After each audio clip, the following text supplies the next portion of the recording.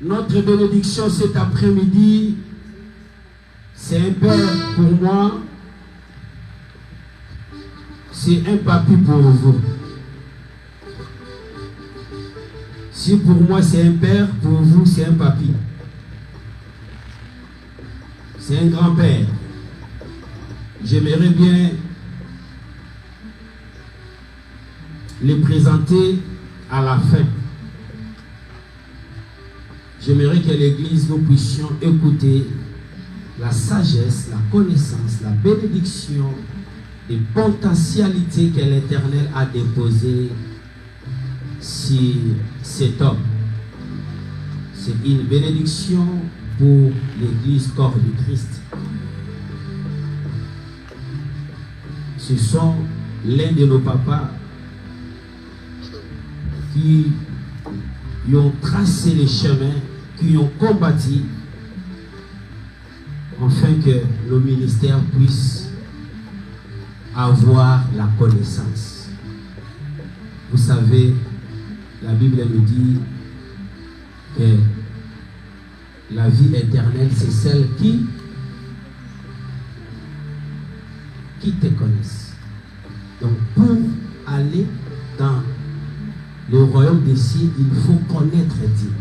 On connaît Dieu par la parole. Est-ce que l'église des Saints de Shalom, nous sommes dans la joie? Amen. Est-ce que nous sommes dans la joie? Est-ce que vous connaissez le thème d'aujourd'hui? Quelqu'un peut me dire le thème d'aujourd'hui? L'échelle. Que Dieu nous bénisse. Quand j'invite mon papa, le docteur David Bayer,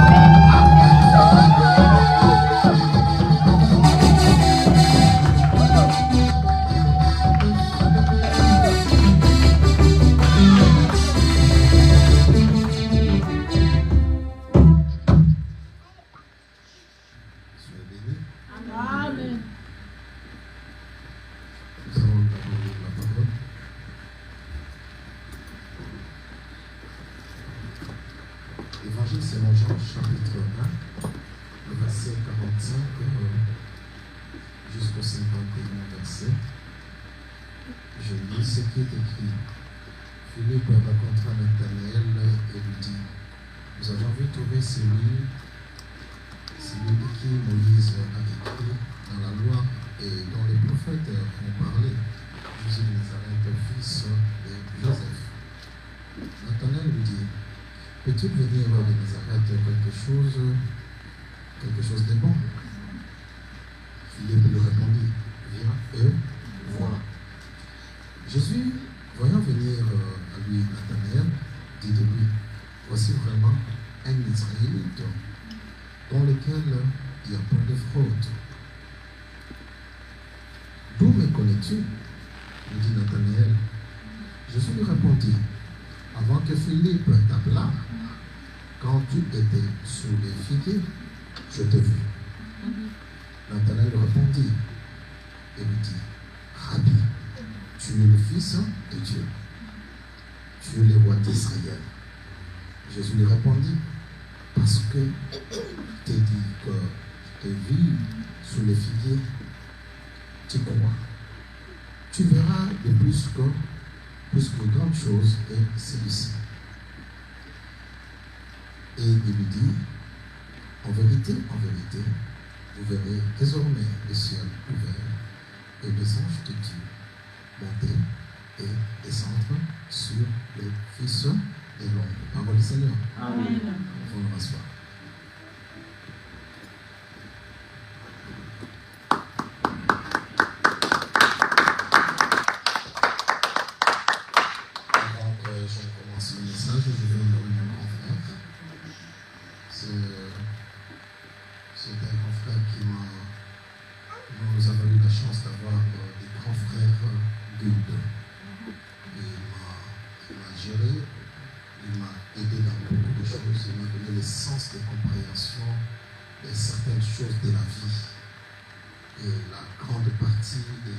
Que j'ai dans beaucoup de choses, parce que je suis resté beaucoup de temps avec lui dans sa maison. Il m'a logé pendant beaucoup d'années. Il m'a donné la compréhension éclairer certains points importants dont aujourd'hui j'ai beaucoup bénéficié. Il est aussi homme de Dieu, il est homme de Dieu. Il n'a pas que je vous dise qu'il est docteur, alors que quand il parle, vous sentez vraiment que c'est un enseignant de la parole de Dieu. C'est la personne de pasteur Désiré Kaïlé, il est là. Lui, il ne vit pas ici, il vit pas à Kinshasa, il vit en Afrique du Sud. Il est à Cheval d'Afrique du Sud, à Lubumbashi. Il était venu dans le temps du repos, ici, en France.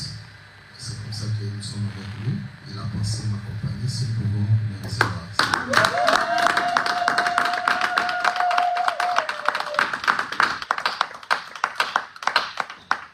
voulais remercier Pasteur Paul de m'avoir associé dans ce travail. Moi, je dis que c'est une grande et haute considération, confiance qu'il offre, qu'il me donne la possibilité, n'est-ce pas, d'exercer mon travail, mon ministère, de faire le travail, l'œuvre de Dieu, pour lequel nous sommes appelés, n'est-ce pas, à remplir. Merci beaucoup, Pasteur Paul, de cette grande considération, respect que tu as placé à mon humble personne. À vous, peuple de Dieu, merci pour votre présence. C'est pour vous que je suis là.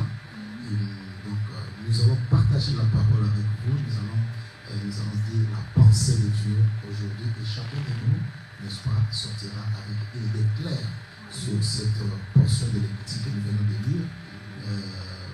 C'est-à-dire la pensée, les thèmes que nous avons abordés, l'échelle. J'aimerais vraiment que vous me suiviez attentivement par rapport à ce que nous allons parler sur l'échelle. Je me présente, je suis, Dieu m'a fait grâce de porter le ministère de docteur de la parole. Je suis marié, mon épouse c'est Madame Angèle Massaka, avec elle nous avons fait 7 enfants. Je suis le père de 7 enfants. Et toute une république démocratique de Dieu. Je fais mon petit pays. Là, dans mon pays, tous les membres de mon pays portent mon nom. Mon premier fils, il a déjà 32 ans. Je suis grand-père une fois. J'ai déjà un petit-fils qui s'appelle Darcy Baya.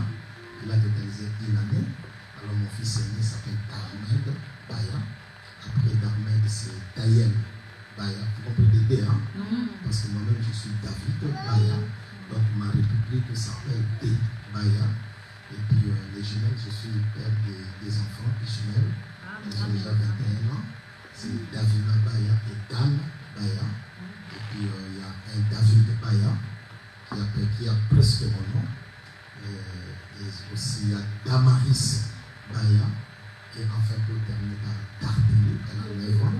Darteli Baya, parce que c'est ma république à moi-même. Je suis en train de fabriquer mon monde. Voilà, je crois que vous me connaissez déjà. Et maintenant là, nous pouvons parler de M. Jésus. Ok? Amen. Très bien. Ici, nous parlons de Jésus dans cette pensée. Un jour, il y a quelqu'un qui est allé appeler Nathanaël. Il s'appelle Philippe. Philippe dit à Nathanaël, viens. Nous avons vu celui dont les prophètes ont parlé. Celui dont Moïse a écrit. Jésus de Nazareth. Alors, Nathanaël pose la question à Philippe. Il dit, est-ce que de Nazareth, peut-il avoir quelque chose de spécial qui peut sortir de là? Et lui, en fait, il dit, viens et fais quoi? Vois. Viens voir de tes yeux, de tes propres yeux. Et lorsque Nathanaël arrive, Jésus regarde Nathanaël et dit, voici, je suis devant un Israélite en qui il n'y a pas de faute. Et lui, Nathanaël pose la question, d'où tu les connais? Jésus lui dit, avant que tu arrives ici, quand tu étais sous les figuiers, je t'avais vu. Alors, directement, il s'étonne, il s'exclame, il dit, Rabbi, maître, tu es le Fils de Dieu. Alors, Jésus lui dit, C'est parce que je t'ai dit que tu étais sous le figuier que tu crois. Mais tu verras maintenant plus que ce que je viens de te dire. Ok? Qu'est-ce que tu verras? Tu verras désormais les cieux ouverts et les anges de Dieu monter et descendre sur le Fils. Ok. J'aimerais que nous réfléchissions tous. J'aime toujours parler de l'emploi du temps de Dieu, parce qu'ici il est question du temps. Il y a deux temps. Il y a un temps dessus les figuiers et il y a un second temps, le temps du Fils. Et ce temps permet l'homme, les anges de monter et de descendre. C'est les deux temps. Parce qu'il dit, quand tu étais sous les figuiers, je t'ai vu. Et maintenant, désormais, tu verras le ciel ouvert. Donc, il lui écarte dans un premier temps et puis il lui introduit dans le second temps. Mais ici, il était question, pour présenter Jésus à Nathanaël, Philippe dit que nous avons vu celui dont le prophète Moïse a écrit. Il a écrit dans la loi dont les prophètes ont parlé. Jésus était un sujet déjà de la plénitude. C'est-à-dire, avant qu'il ne vienne, il y a eu des gens qui l'ont précédé. Ils ont été revêtus, saisis par son esprit avant qu'il n'arrive.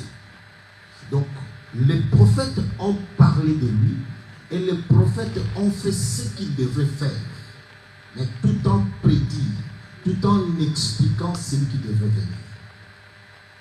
Je prends un exemple. Lorsque David dit que les bêtes féroces m'entourent, ils m'ont percé le pied et le main. Ça, c'est David qui dit.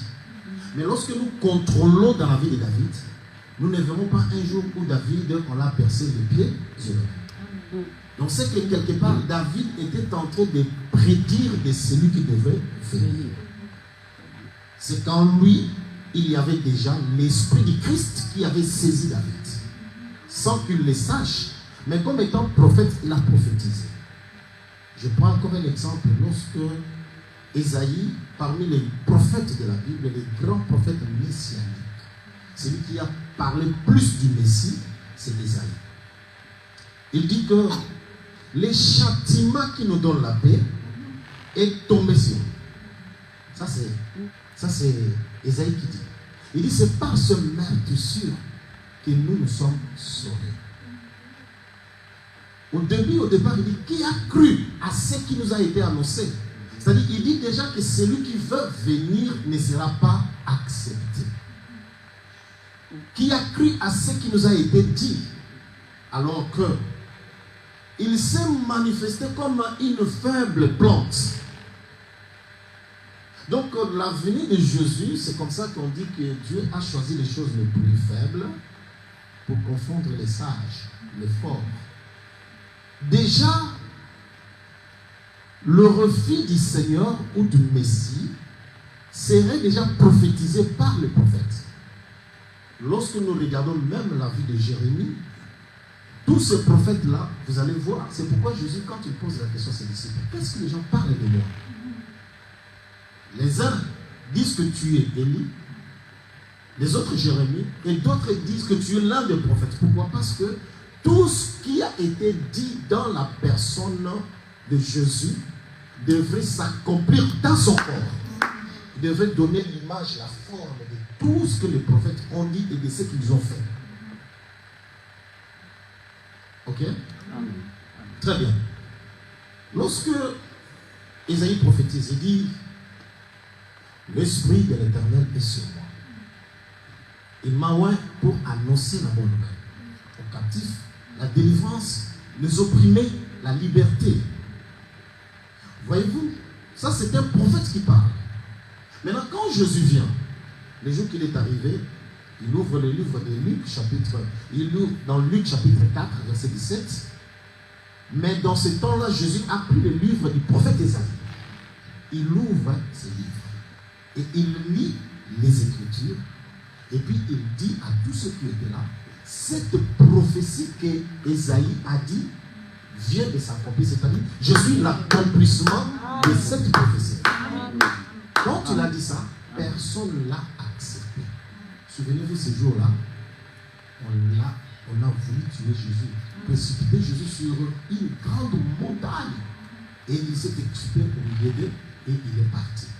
Parce que les gens ne voulaient pas croire que le fils d'Élie-Joseph, charpentier de son état, pouvait être l'accomplissement de ce que les grands prophètes ont parlé. Mais maintenant, ici, curieusement, vous allez voir Philippe qui va chercher Nathanaël pour lui dire, nous avons vu celui dont les prophètes ont parlé. C'est grave. C'est terrible. Donc celui dont tous les prophètes ont dit, nous l'avons vu. Alors que celui-là devrait être accueilli, on devrait l'attendre par tout Israël. Et il vient d'où? Il a quelle forme? Il est comment? C'est lui dont Moïse a écrit. Vous savez, Moïse, avant qu'il parte, il dit ceci à Israël. Il dit, l'Éternel Dieu suscitera parmi vous un prophète comme moi. J'ouvre une petite parenthèse pour vous dire qu'il n'y a pas un grand prophète comme Moïse en Israël. Amen. Amen. Ok? Amen. Il n'y a pas eu, depuis Moïse jusqu'à nos jours, il n'y a pas eu un prophète comme Moïse. Mais Moïse, avant son départ, il dit, il y aura un prophète au milieu de vous qui sera comme moi. C'est-à-dire, le prophète qui viendra serait la forme, l'image de Moïse. Et ce prophète, qu'est-ce qu'il viendra faire? Il viendra vous répondre à votre question d'oreille. En oreille, c'était quelle question?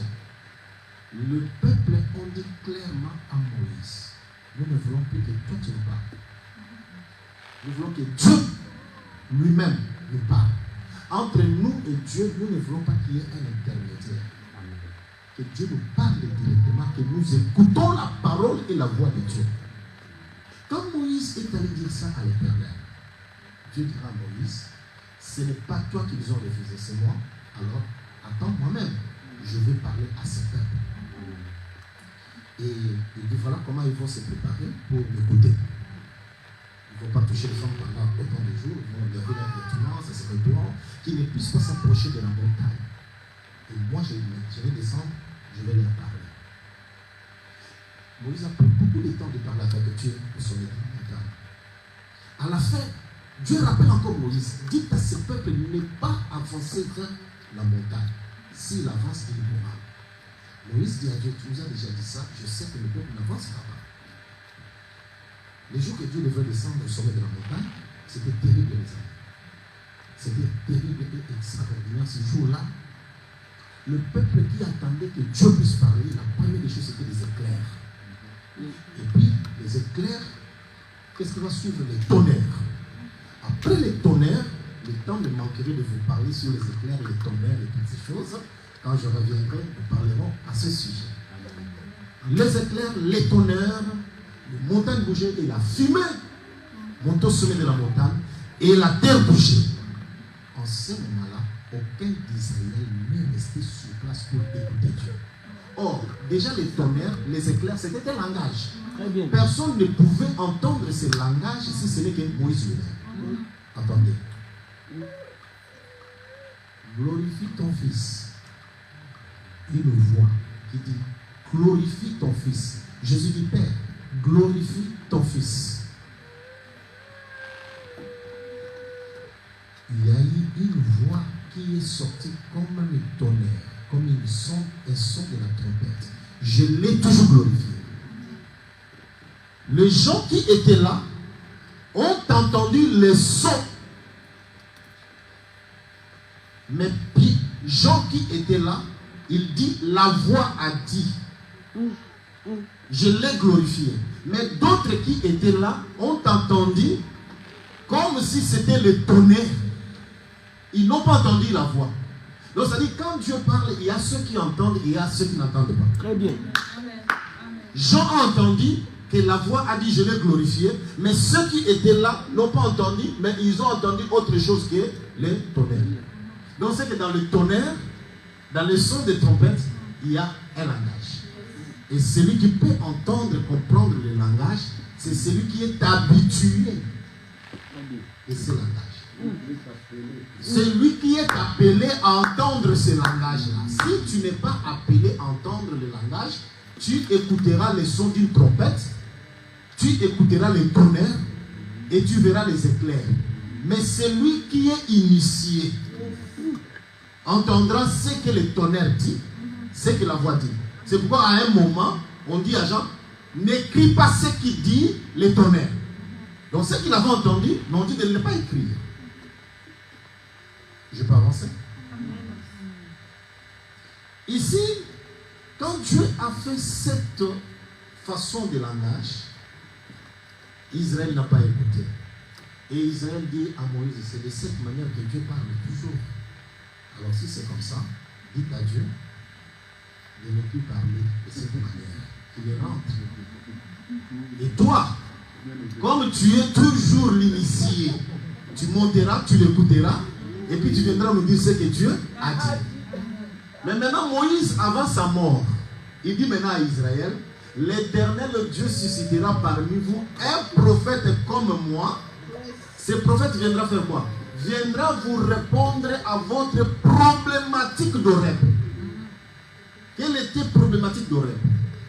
C'est que Israël ne voulait pas qu'une autre personne puisse parler si ce n'est que Dieu lui-même. Maintenant, le prophète qui viendra serait le Dieu, mais qui viendra dans le corps de l'homme et qui parlera avec l'homme face à face. Amen. Ok? C'est lui qui viendra. Celui dont Moïse a parlé serait Dieu, mais dans le corps de l'homme. Il sera prophète, mais il sera Dieu dans le corps de l'homme. Maintenant, il doit être comme Moïse. Moïse était comment? Parce que vous savez très bien que celui qui a rendu Israël peuple de Dieu, c'est Moïse. Parce que même Israël qui était en Égypte n'était pas encore peuple de Dieu. Quand bien même qu'en Exode chapitre 3, Dieu a dit, j'ai entendu et je vis la souffrance de mon peuple. Je suis venu pour le délivrer. Mais ce peuple-là n'était pas encore totalement le peuple de Dieu parce qu'il lui manquait des choses. Parce que vous savez bien qu'Abraham n'est pas Israël.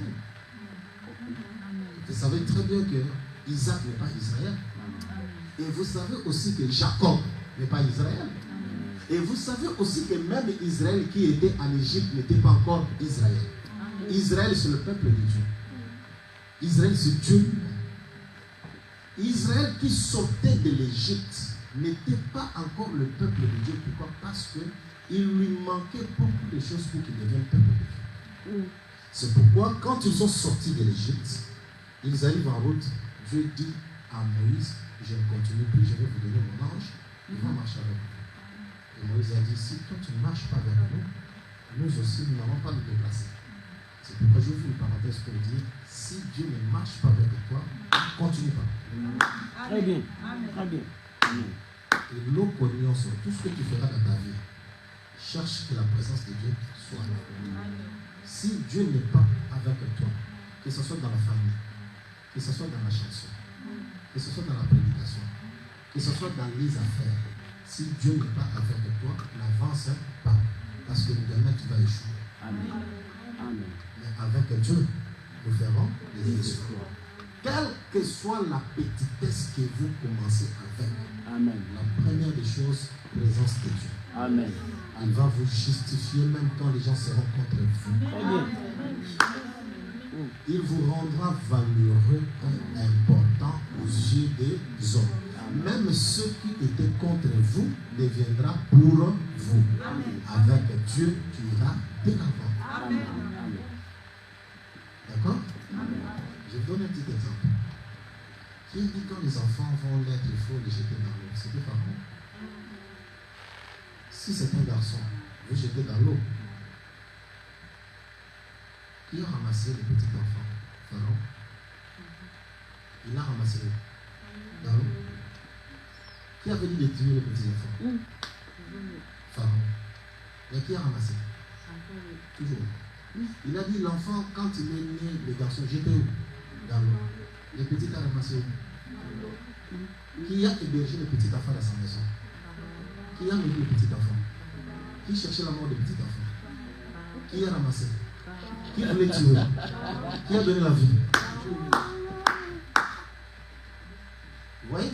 Quand Dieu vous appelle, soyez posés. Pourquoi vous êtes pressés? Très bien. Posez. Tu cours avec qui? Quand vous avez commencé l'église ici, vous courez avec qui? Vous venez, vous adorez, vous terminez, vous rentrez à la maison. Vous donnez l'offrande, vous glorifiez Dieu. Il n'a pas besoin d'un nombre. Il a besoin de là où 2 ou 3 sont unis à son nom. Je peux pas vous donner l'exemple de quand moi j'ai commencé l'église à Kingasel. Pas n'importe quel Kingasel. Kingasel est souk. Oui. Mais je suis resté fidèle à Dieu. Observant et comprenant où je pars avec lui. Et lui servant. Et tu regardes d'où je viens. Et là où je suis arrivé, tu compares, tu dis, oh, là, oh, et compagnie. Tu ne peux pas comparer ça. Mais c'est parce que seulement que j'ai accepté de marcher avec Dieu. Je ne fais confiance à aucun homme. Même à ma femme, je ne fais confiance pas. Même à moi-même là, debout ici, je ne me fais pas confiance. Même mon ombre qui bouge ici, je ne fais pas confiance à mon ombre. L'homme est capable de tout sauf de rien. Qui a créé l'homme? L'homme est à l'image de qui? L'homme a le souffle de qui? Mais comment l'homme créé par Dieu, l'image de Dieu, le souffle de Dieu, lui-même l'homme se rebelle contre Dieu? Et même Dieu lui-même qui a créé l'homme regrette d'avoir créé l'homme. Mais le propriétaire de l'homme regrette. Toi, comment tu t'attaches à l'homme? Si le propriétaire de l'homme, parce que moi je dis toujours l'homme est capable de tout. Il refuse son créateur. Dieu l'a créé, il lui a donné la forme, mais l'homme est capable de refuser Dieu. Et alors toi, tu n'as ni souffle, ni image, ni quoi que ce soit. Tu veux que l'homme fasse quoi avec toi? Si le propriétaire de l'homme lui-même regrette. Mon pote, ma copine, plus proche n'existe pas. Le plus proche, c'est Dieu. Si Dieu, j'ai Dieu, ça suffit pour moi. Amen. Amen. On vous fera la guerre? On ne vous renversera pas. Toute arme forgée contre toi sera nulle et sans effet. Au nom de Jésus. On peut avancer? Amen. Très bien. Voilà comment est-ce que Moïse a parlé de Jésus, il sera comment. Moïse, comme j'étais en train de dire que Israël, je ferme la parenthèse, n'est-ce pas? Israël est devenu le peuple de Dieu les jours qu'Israël a accepté la loi que Dieu a donnée à Moïse. Parce que Dieu dit, avant que je ne marche avec vous, vous devez, n'est-ce pas, avoir mes commandements moi. Je ne peux pas marcher avec quelqu'un si on ne s'accorde pas avec lui. Je vais lui donner la loi, les commandements, le précepte. S'il accepte, alors je marche avec vous. Et je n'enverrai plus mon ange moi-même, je marcherai avec vous. Et quand Moïse est monté à la montagne, il a pris la loi, il descend avec la loi, il lit la loi devant tous les peuples. Les peuples ont dit, nous acceptons ce que Dieu a dit. Et Moïse, en ce jour-là, qu'est-ce qu'il a fait?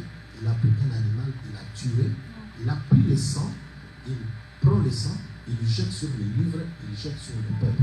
Il dit, ce sang, c'est le sang d'une alliance que vous venez de faire avec Dieu et que vous mettez ces paroles en pratique.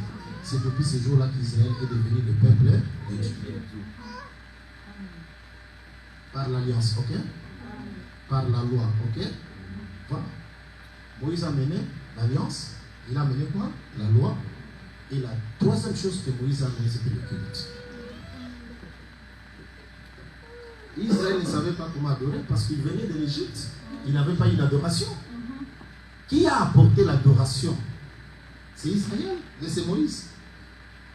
Et cette adoration se faisait, il y avait dans le tabernacle, n'est-ce pas? Dans le tabernacle, il y a le lieu qu'on appelait le parvis. Après le parvis, nous avons la cuve de rein. Après le cuve de rein, vous entrez dans le lieu saint. Il y a la table de proposition, puis il y a les chandeliers. Vous avancez avant d'entrer dans le lieu très saint. Il y a l'autel du parfum. Et quand vous entrez à l'intérieur, vous avez l'arche de l'Éternel, l'arche de l'Alliance. Qui avait apporté ça? C'était Moïse. Israël faisait le culte là-bas. Israël faisait l'adoration dans les tabernacles. Et tous ces services-là, c'est ce qu'on appelle, dans les termes bibliques, les sacerdoces. Les sacerdoces, c'était les services qui se faisaient dans le temple. Amen. Voilà ces trois choses que Moïse a amenées. Il a amené le culte, il a amené l'alliance, il a amené la loi. Et quand tu dis que l'Éternel Dieu suscitera parmi vous un prophète comme moi, c'est que ce prophète-là doit aussi apporter combien de choses? Trois choses. Moïse a amené la loi, Jésus aussi amène la loi. Moïse dit, voilà les 10 commandements, lui amène les 2 commandements. Vous vous souviendrez les jours qu'on voulait tuer cette femme qu'on avait attrapée en faisant du d'adultère. La Bible dit que ces gens ont apporté cette femme devant Jésus. Ils ont dit, Moïse nous a dit. Mais regarde ce qui s'est passé. Jésus prend de son doigt, il écrit sur la terre. Il écrit la première fois. Il dit à tous ces gens, celui qui est ici, qui n'a jamais commis le péché, qui jette le premier la pierre. Et puis il se baisse encore pour la deuxième fois, il écrit. Avec quoi? Avec quoi? Lorsque vous allez à la montagne de Sinaï, la Bible dit, quand Dieu écrivait les commandements, les 10 commandements pour donner à Moïse, il écrivit les commandements avec quoi? Avec son doigt. Ok? Donc Dieu a écrit les commandements, les 10 commandements avec Moïse. Combien de fois? 10 fois. Mais Jésus, quand il vient, il écrit les commandements sur la terre avec son doigt. C'est pour autant dire, celui qui vous avait donné les commandements par Moïse, c'est le même qui vous donne les commandements par moi. Avec Moïse, il a écrit 10 fois, mais moi j'écris combien de fois? 2 fois. Vous allez remarquer, quand il a écrit pour la première fois, il écrit pour la deuxième fois, il le regarde, il n'y avait plus personne. Donc, qu'est-ce qui a sauvé cette femme? C'est l'écriture. Amen. Et cette écriture a sauvé la femme qui voulait mourir. Donc, cette écriture écrivait quoi? Aimer ton Dieu, aimer ton prochain. Quand il a écrit pour la première fois, ils ont dit, mais c'est Dieu qui nous a donné ces commandements. Et quand il dit, aimer ton prochain comme toi-même, alors ils se sont regardés, est-ce qu'il y avait comment on peut lapider? Non. Et donc ils ont déposé les pierres et ils sont partis. Donc il voulait dire, celui qui a écrit les 10, c'est le même qui écrit. Celui qui a écrit avec Moïse, c'est lui qui écrit avec moi. C'est lui qui a amené le commandement d'amour. Moïse nous a apporté l'alliance par le sang d'animaux. Mais Jésus dit, je ne vous apporte pas l'alliance par le sang d'animaux, mais je vous apporte mon propre sang. Il dit, ce sang, c'est mon sang d'une nouvelle alliance. Donc c'est qu'il y avait une ancienne alliance. Lui apporte la nouvelle alliance. L'ancienne alliance, c'était par le sang d'animaux, mais la nouvelle alliance se fait par son propre sang. Amen. Et celui qui entre dans cette alliance, entre dans l'alliance, comme je partageais avec mon grand frère aujourd'hui, il me dit que c'est une connexion. Vous entrez, vous vous attachez dans cette grande bénédiction de son sang. Et pour terminer, Moïse a amené le culte, lui aussi apporte le culte. C'est pourquoi il dit, l'heure vient, elle est déjà là, où les vrais adorateurs n'iront ni à la montagne, Amen. ni à Jérusalem. Parce que le premier culte, c'était en Jérusalem, c'était à la montagne. Mais le second culte ne sera ni en Jérusalem, ni à la montagne. Je suis surpris aujourd'hui. Très surpris. Très bien. Que les pasteurs Très bien. vont en Jérusalem. Très bien. Ils achètent des roues du Jourdain et ils prennent même la terre d'Israël et d'autres même entrent même dans la tombe de Jésus pour faire des prières. Frère, mais le jour que Jésus lui-même est mort ressuscité, sa mort est encore récente. Les gens sont allés à la tombe. L'ange dit à ces gens-là, que cherchez-vous celui qui est vivant parmi les morts? Si à cette époque-là, on avait déjà refusé que les gens ne puissent pas aller dans la tombe de Jésus. Et maintenant, aujourd'hui, qu'est-ce que les pasteurs vont faire là-bas? Amen. Hein? Qu'est-ce qu'ils vont faire là-bas? Qu'est-ce que les gens vont faire en Jérusalem? Parce que Jésus lui-même dit, l'heure vient, elle est déjà là, où les vrais adorateurs n'iront ni en Jérusalem, ni à la montagne, mais les vrais adorateurs vont adorer Dieu en esprit et en vérité. Et la Bible dit, ce sont là les vrais adorateurs. Donc c'est qu'il y a aussi les faux adorateurs. Donc quand quelqu'un t'amène l'eau du Jourdain, c'est un faux adorateur. Yes. Quand quelqu'un t'amène quoi que ce soit, c'est un faux adorateur. Les vrais adorateurs sont là et les faux aussi sont là. Très bien. Amen. D'accord? D'accord. Amen. On peut avancer le soir. Yes. Vous comprenez maintenant, quand on dit que celui dont les prophètes ont parlé et celui dont Moïse a écrit, Jésus-Christ de Nazareth. C'est-à-dire que Philippe était en train de présenter Jésus à Nathanaël. Mais malheureusement, lorsque Philippe regarde et dit, mais est-ce qu'il y a quelque chose qui peut sortir de bon, d'extraordinaire?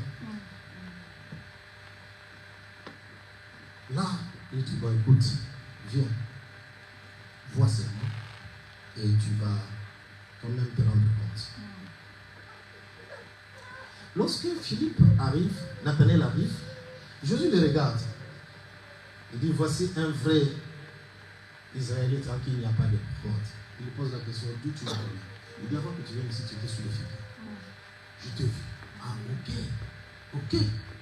La seule personne qui connaissait son état sous le figuier, c'était lui-même Nathanaël. Mais comment Jésus pouvait connaître qu'il était sous le figuier? Sous le figuier, c'était un temps.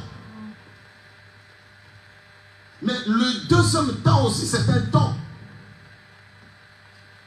Je vais ouvrir cette parenthèse. J'aime le temps, j'aime parler du temps. Parce que si je ne parle pas du temps, vous ne saurez pas comprendre les raisonnements de Dieu. Amen. Amen. Amen. Est-ce que vous savez d'abord que le temps de Dieu n'est pas le temps des hommes? Très bien. Très bien.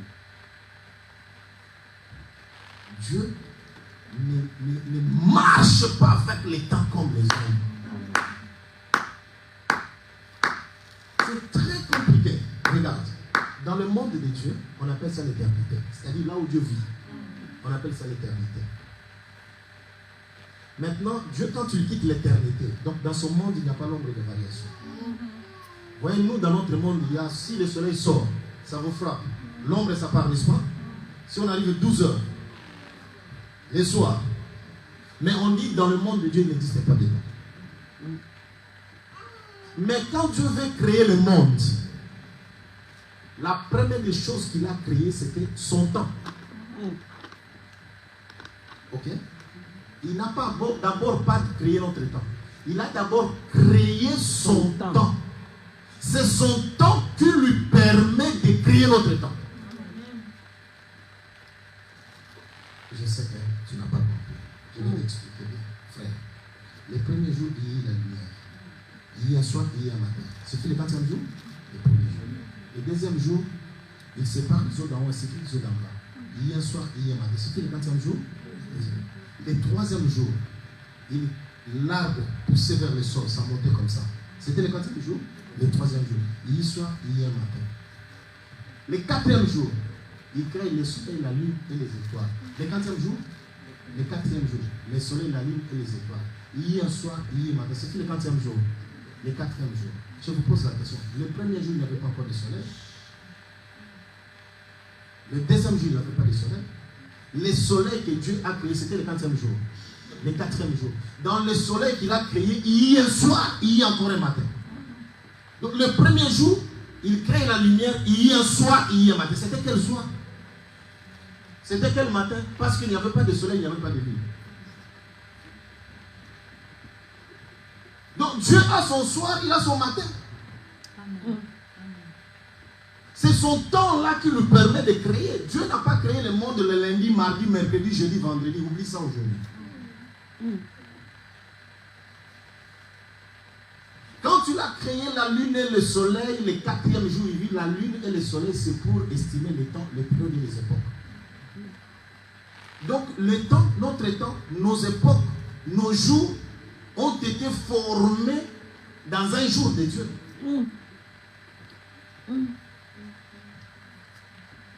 avant que nous arrivions dans le monde, nous étions quelque part.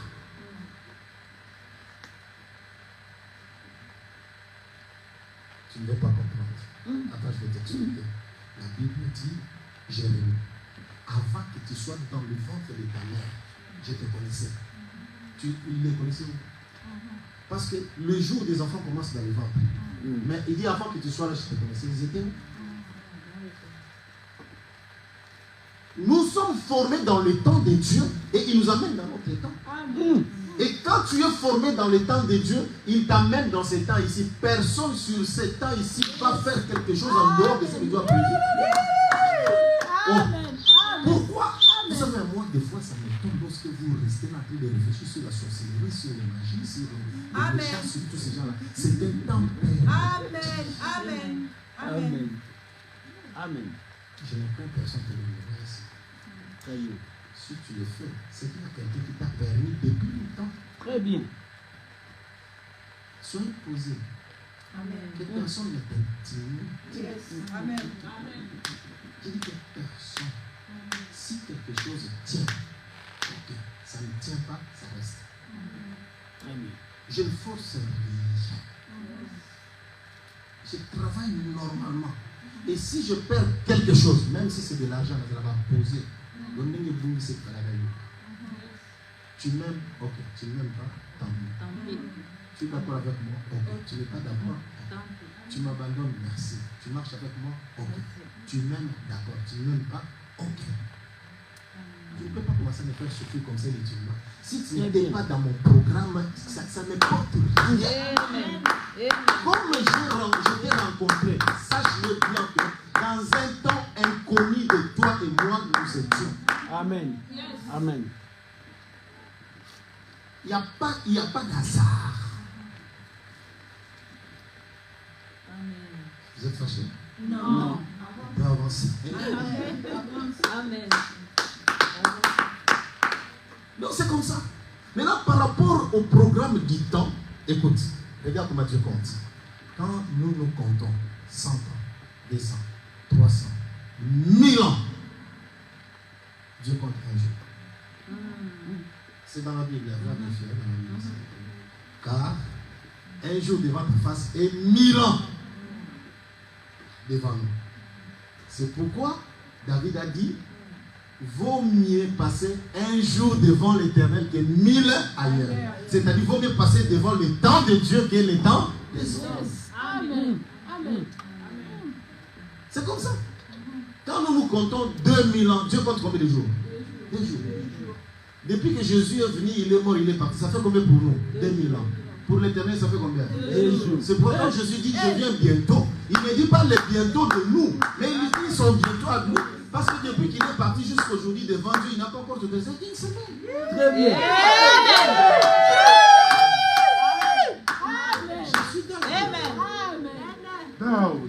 Je suis dans la Bible. Amen. Maintenant, toi, tu réfléchis comme les hommes. C'est pourquoi un homme intelligent dans la Bible dit, Seigneur, apprends-nous à bien compter les jours, non? Amen. Apprends-nous à bien compter les jours. Comme ça, nous allons fixer bien nos temps. Nous allons bien t'adorer. Oh Jésus, depuis qu'il avait dit, il vient bientôt. Voilà comment tu réfléchis. C'est vrai. Amen. Mes amis, vous savez que Dieu, quand il a appelé Abraham, Abraham avait 75 ans. 75 ans, n'est-ce pas? Mais il a dit que je te bénirai, j'ai rendu ton nom grand et toutes les nations. Abraham même dit, oh Dieu, mais voici, il m'en va déjà mourir. Je m'en vais mourir. Parce qu'il savait que le plus vigoureux, il va mourir à 80 années, le plus faible à 70. Mais Dieu lui dit, je te bénirai. Elle dit, Dieu, je vais mourir déjà. Mais ça va vous étonner. Ça va vous étonner. Qu'Abraham est resté, il a posé 100 ans. Il a attendu depuis que Dieu avait dit, je vais te bénir. Il a attendu pendant 25 ans. Il n'est pas toujours mort. Quand il a totalisé 25 ans, 100 ans comme ça, il a eu son fils qui s'appelle Isaac. À 100 ans. Lui qui avait dit, mais voici, je m'en vais mourir. Baba qui s'est dit 25 ans. Il y a même quelqu'un dans la Bible qui voulait mourir. Quelqu'un dans la Bible qui voulait mourir. Tu dois ajouter seulement 15 ans. Mais Abraham, on lui a ajouté. Amen. 25 ans, toi, tu vois ça un peu. Toi qui étais déjà désespéré. Yes. C'est pourquoi moi, je ne suis pas pressé dans beaucoup de choses. Si c'est Dieu qui m'a appelé, j'attends. Si ça tarde, ça finira par s'accomplir. C'est ma mère. Amen. Et puis, Isaac est venu à la maison. Il est né. Son père avait 100 ans. Isaac a totalisé 40 ans. 40 ans. Qui avait envoyé les serviteurs de la maison pour aller chercher la femme pour son fils Isaac? Le père. Son père. Donc quand Isaac a totalisé 40 ans, le papa fait combien? 140. 140. Lui qui avait dit, je m'en vais mourir. 25 plus 40, ça fait combien? 65. On lui a ajouté déjà combien là? 65. Son fils est venu avec la femme à la maison. Cette femme-là, Rebecca, est restée stérile pendant 20 ans. Sans avoir d'enfant. Donc 40 plus 20, ça fait combien? 60. Si nous faisons maintenant, là, Abraham avait déjà combien à peu près? Ça, 60 ans. Lui qui avait dit, je m'en vais mourir. Les jours qu'Abraham est mort, Abraham avait 155 ans, le jour de sa mort. Là, déjà dans la maison d'Abraham, dans la maison d'Isaac, il y avait déjà un garçon qui s'appelait Jacob. Donc Jacob qui sera Israël. Quand son grand-père mourrait, Israël avait 15 ans. Donc les yeux d'Abraham ont vu Israël qui sera là. Donc de l'appel à sa mort, Dieu l'a conservé pendant combien d'années? Pendant 100 ans. C'est pourquoi quand nous marchons avec Dieu, nous devons avoir l'espoir et l'espérance. Amen. Christ est en nous, l'espérance est en nous. On nous fera la guerre, on nous renversera jamais. Je ferme un peu sur le temps parce que ça me fixe beaucoup de choses. Ça me permet que tu comprennes aujourd'hui que rien ne peut compliquer ta vie. Amen. Si c'est là dans le programme de Dieu, tu ne finiras pas réussir. Tu finiras par te réjouir. Maintenant, tu vois qu'ici, Jésus est en train de fixer le temps. Il fixe un temps quand tu étais sur le figuier. Et il fixe le tout dernier temps, parce que je n'ai pas beaucoup de temps. Il fixe le temps des anges qui montent et qui descendent. Ici, dans le premier temps, quand tu étais sous le figuier, c'est-à-dire qu'à Nathanaël, Jésus était en train de voir Nathanaël comme tout un peuple. Comme tout un roi qui avait perdu son pouvoir. Et après avoir perdu ce pouvoir, ce roi s'est trouvé dans le figuier. Qui était ce roi-là? Qui était sous le figuier? Quand tu étais sous le figuier, je t'avais vu. Qu'est-ce qu'il voulait dire? C'est qu'il a vu Nathanaël dans le temps passé, dans le temps reculé, dans le temps le plus ancien. Qui était sous le figuier? Quand l'homme a perdu son pouvoir dans le jardin d'Éden, la Bible dit que l'homme est allé sous le figuier pour aller chercher les feuilles de figuier et couvrir sa nudité. Et Dieu savait que les feuilles de figuier ne pouvaient pas couvrir la nudité de l'homme. Dieu savait que quand le soleil se lèvera, ça va sécher. Et Dieu a trouvé une autre solution. Donc Dieu est venu chercher l'homme sous le figuier pour lui enlever les feuilles qu'il portait. Et il a tué un animal. Il a pris la peau de l'animal et pour revêtir l'homme. C'est-à-dire, il voulait tout simplement dire, quand tu étais perdu, quand tu avais perdu le pouvoir, quand tu avais perdu l'autorité, quand tu avais perdu la gloire, quand tu avais perdu le pouvoir, moi l'Éternel, je t'avais vu. C'est-à-dire que dans nos souffrances, dans nos malheurs, dans nos difficultés, c'est comme ça qu'il a dit, j'ai entendu et je vis. Il n'y a qu'une seule personne qui peut nous voir dans le temps le plus compliqué de nos vies. La Bible dit qu'il arriva devant la piscine de Bethesda. Il a trouvé cet homme, la Bible dit, Jésus sachait qu'il était malade depuis longtemps.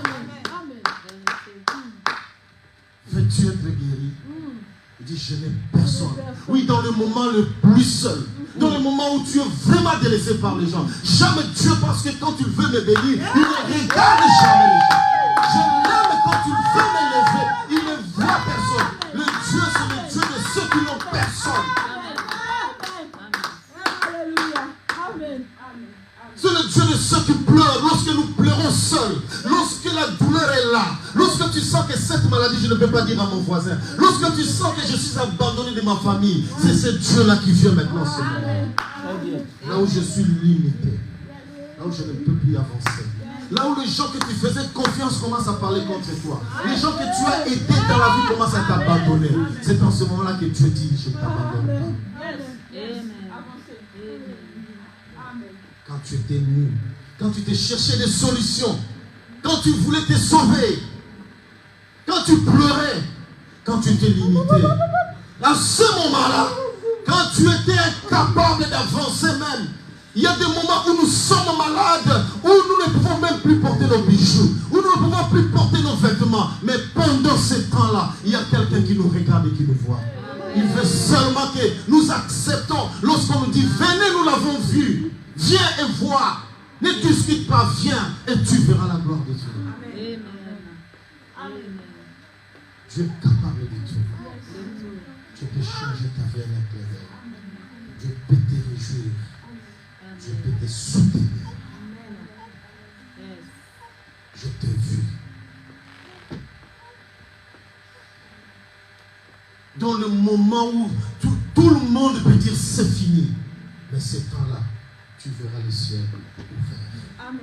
Le ciel s'ouvrira. Quand on dit tu verras maintenant les anges de Dieu monter.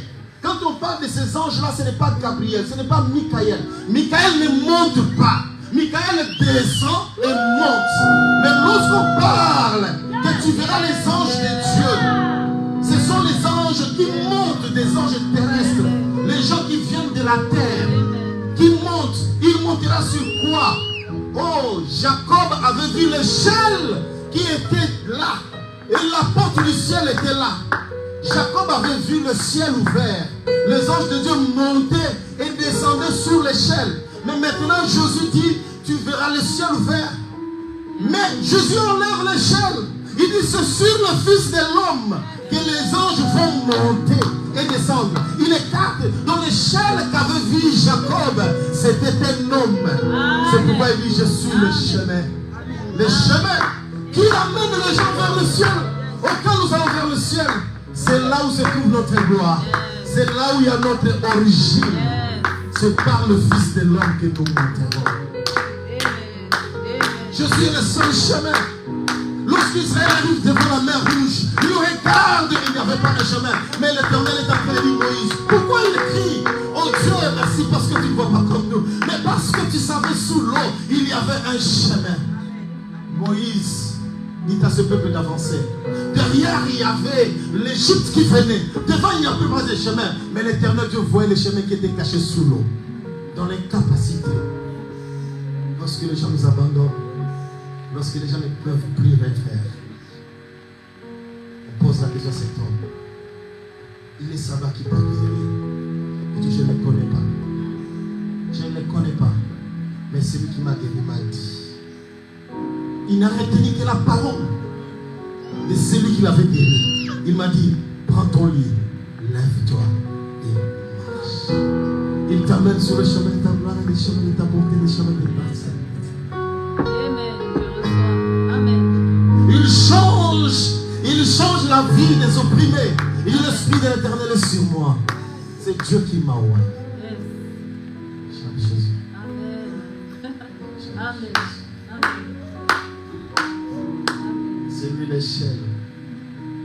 Le chemin de la gloire était caché. Pour entrer dans le lieu très saint, il n'y avait pas de voie parce que la voile était là.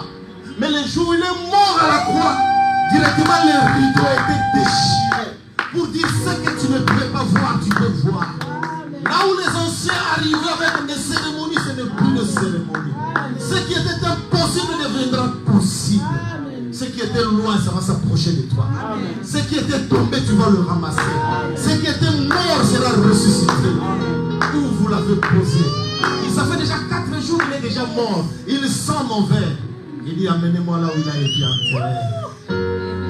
Levez la pierre. Il a déclaré avec sa parole. Il a dit, Lazare, sors. Ce qui ne pouvait pas se réaliser ces jours-là. Même le sort qui disait, non, c'était déjà fini. Et Seigneur, tu ne peux pas t'approcher de sa tombe. Parce qu'ils sont déjà c'est incapable, c'est impossible. C'est dans ce moment-là qu'il dit c'est possible. C'est possible. C'est encore possible. Aller vers les cieux. C'est encore possible de voir les cieux des cieux. C'est encore possible de les cieux. C'est encore possible d'atteindre les dimensions les plus élevées. C'est encore possible. C'est encore possible. Avec Jésus, c'est encore possible. C'est encore possible. Je termine par ce témoignage que j'aime. Je parlerai de ces témoignages jusqu'à la fin de toutes mes prédications. Heureusement que mon grand frère là, il est témoin, il connaît cette histoire.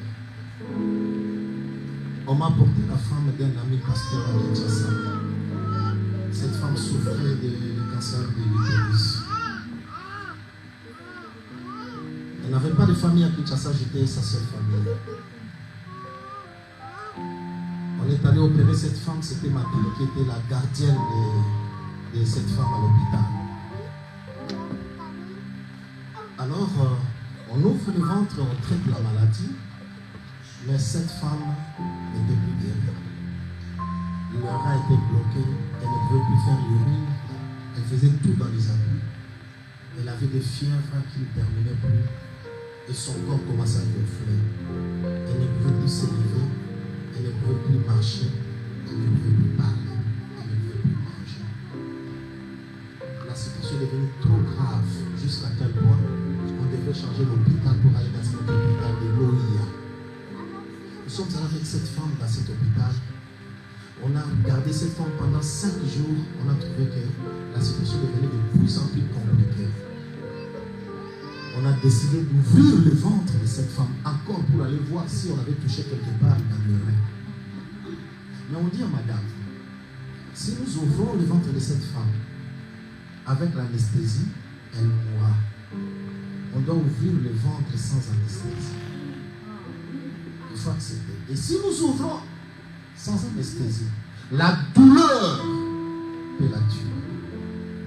Alors, il faut qu'on vérifie. Acceptez ou signez.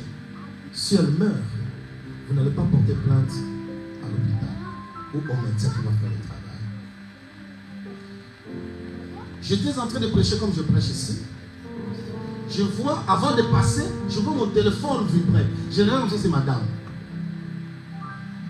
J'accepte, je dis, je vais passer à la prédication. Elle m'explique tout ce que je vais vous expliquer ici. Je dis, entrez avec elle dans la salle. Je suis passé devant.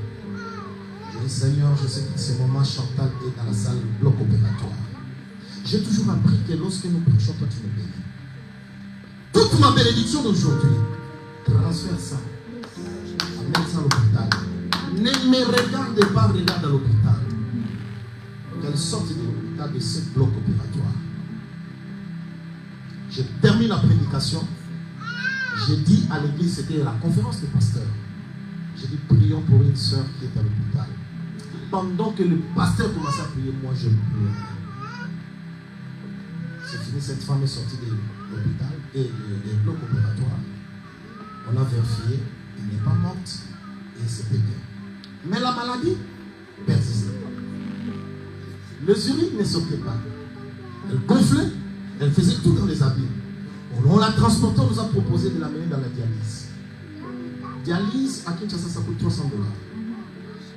C'est une séance où le sang, ça sort du corps, ça va dans une machine, la machine travaille le sang et on retourne ça dans le corps. Première séance, les médecins nous ont dit, première séance, 2, 3, ça va finir, la situation va se décanter. On a fait première, deuxième, troisième, quatrième, cinquième, et le fièvre continuait, le sang partait et la plaie commençait à couler. On l'a transporté avec le lit de l'ambulance. On arrive dans la salle, on pousse le lit, on arrive sur le lit, on la lève sur le lit, la roulette, on la dépose sur le lit de dialyse. Après la dialyse, on transporte, on dépose, on roule le lit jusque dans l'ambulance. On transporte, on introduit dans l'ambulance. Toujours comme ça. 8e dialyse, 9e dialyse, les médecins ont décidé de retourner à la maison parce qu'elle ne va plus vivre. Elle va mourir. C'est madame qui m'appelle, qui m'informe, qui me dit voilà, les médecins ont décidé qu'on puisse retourner à la maison parce que cette femme va mourir. Là déjà son mari a quitté Lubumbashi, il est venu à Kinshasa. Il a vécu, je crois, 6e, 5e dialyse. Il a vécu ça parce qu'il était là. Il est venu de l'aéroport jusqu'à l'hôpital. Il a vécu ça. J'envoie mon véhicule jusqu'à l'hôpital. Je dis à ma femme, si on ramène cette femme à la maison, les médecins pensent qu'elle va mourir. Mais moi je dis, la Bible dit, là où l'intelligence de l'homme s'arrête, c'est là où l'intelligence de Dieu commence. Ce qui sera impossible à l'homme, c'est ce qui sera possible à Dieu. C'était un mardi. Nous l'avons amené à la maison. Moi j'étais à l'église. Nous avons fini le culte. On arrive à la maison. J'entre. Je regarde Chantal. Je dis Chantal. Elle me regarde comme ça, elle tourne la face. Parce qu'elle ne pouvait pas parler. Elle pouvait passer les mains. Elle ne pouvait pas marcher. On est à 18h. 19h. 0h. J'appelle tous les intercesseurs qui étaient avec moi. J'ai dit, nous allons prier.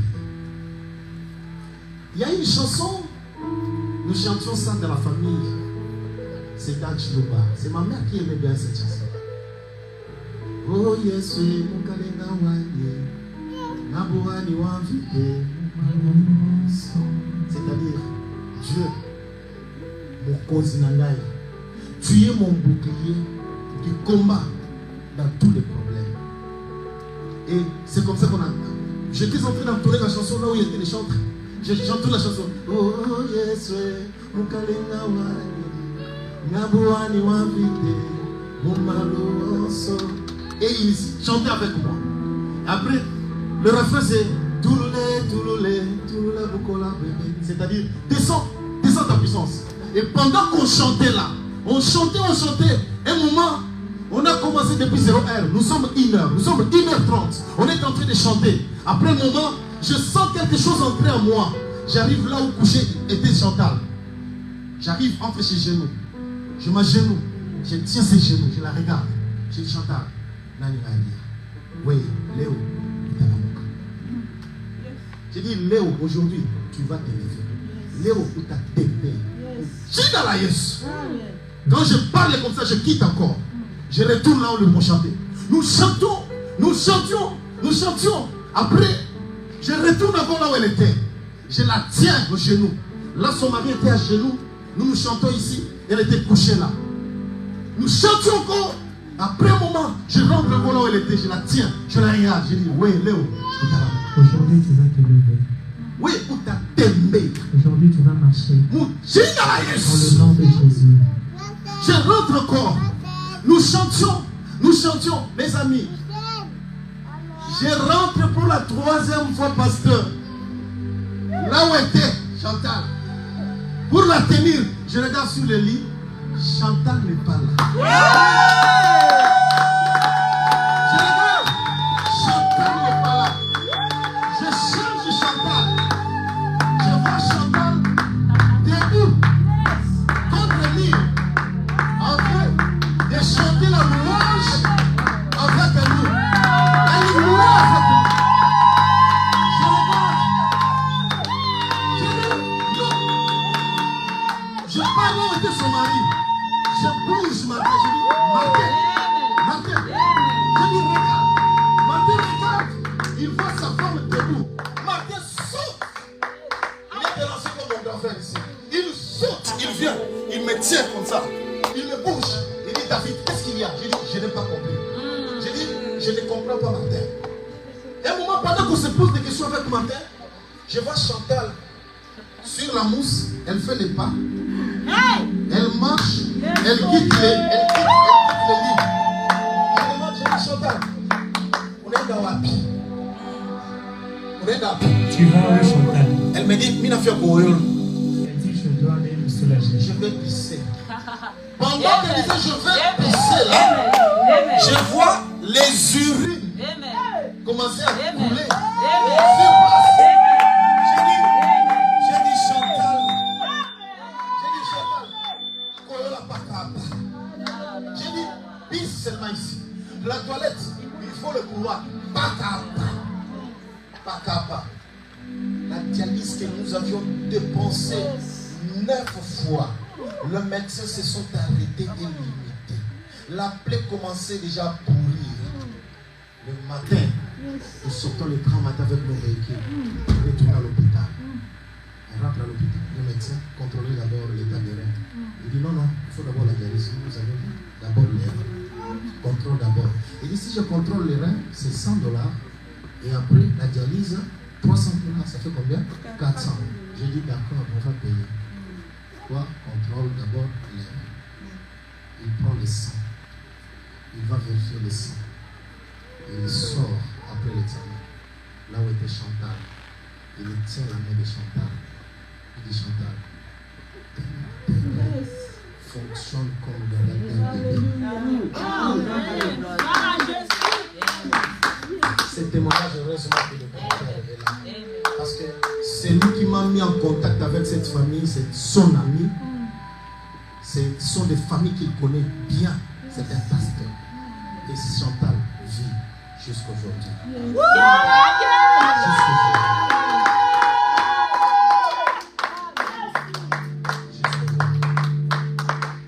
verras des choses plus que ce que je vais te dire. Tu verras les anges de Dieu monter, descendre. Jésus vous aime. C'est la seule solution à tous nos problèmes. C'est lui qui ouvre les chemins.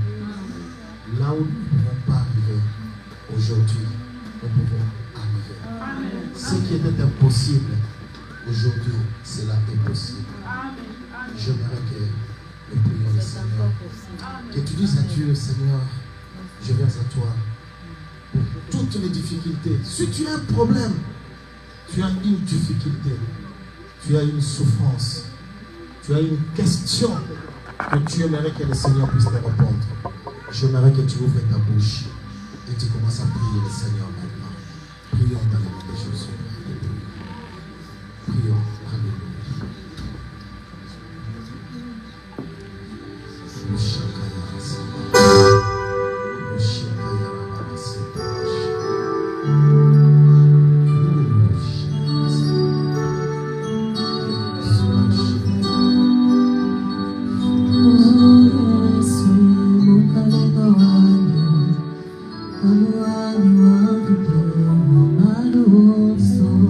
J'aimerais que tu pries Dieu. Si tu as un problème qui te préoccupe, si tu as une maladie, si tu as une souffrance, si tu veux la solution, Jésus est capable. J'aimerais vraiment que tu pries.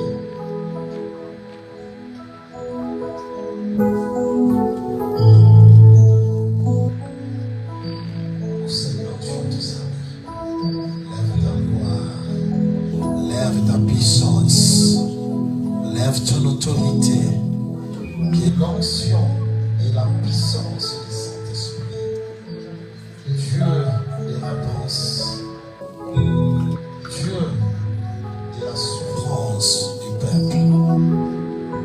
Dieu de la compréhension. Dieu des joies. Dieu des forces. Dieu de l'autorité. De l'onction.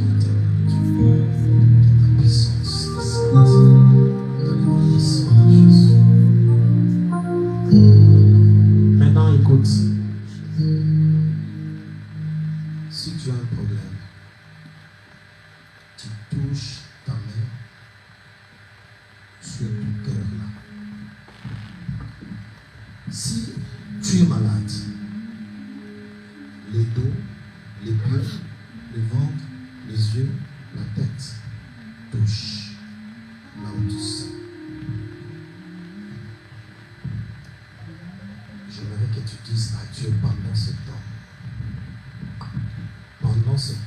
Si c'est un problème, tu lui dis, Seigneur, prends mon problème. Si c'est la maladie, dis au Seigneur, prends ma maladie. N'importe quelle préoccupation. J'aimerais que quand je reviendrai encore ici, toi qui as le problème, que tu témoignes. Amen. Que tu dises, docteur, ces jours-là, Jésus s'était occupé de moi et il avait porté mon problème et il m'a guéri. J'aimerais vraiment que tu pries